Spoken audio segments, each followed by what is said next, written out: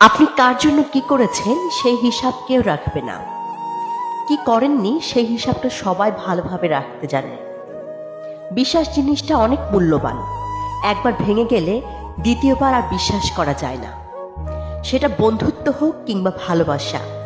কখনো অন্যকে ভালো রাখতে গিয়ে নিজে খারাপ থাকবেন না। দিন শেষে দেখবেন সবাই ভালো আছে, সবাই নিজেকে নিয়ে ব্যস্ত, কিন্তু আপনি যে ভালো নেই তাতে কারো কোনো মাথা ব্যথা নেই। কিছু কিছু মানুষ আছে যাদের সঙ্গে ভালো ব্যবহার করলেও তারা আমাদের সাথে ঠিকই খারাপ ব্যবহার করে।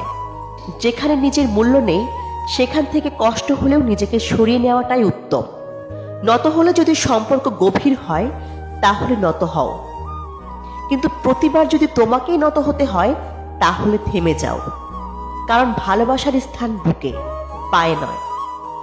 মানুষের পতনের জন্য অভিশাপ লাগে না।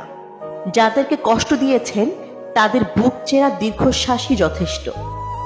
জীবনে বারবার ঠকে যাওয়ার পর যখন সঠিক মানুষের দেখা পেয়ে যাবেন, সত্যিকারের মানুষটার আদর যত্ন মায়া বিশ্বাস ভালোবাসা উপলব্ধি করবেন, তখন অতীতে ভালোবাসার নামে অভিনয় করা ভুল মানুষটার প্রতি মাত্রাতিরিক্ত ঘৃণা বেড়ে যাবে।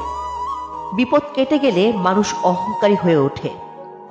তারা ভুলে যায় দুঃসময়ে কেউ তাদের পাশে ছিল। এই তিন ধরনের মানুষের সাথে সম্পর্ক রাখা উচিত নয়। এক, উপকার করলে যারা ভুলে যায়, যাদের কোনো কৃতজ্ঞতা বোধ নেই।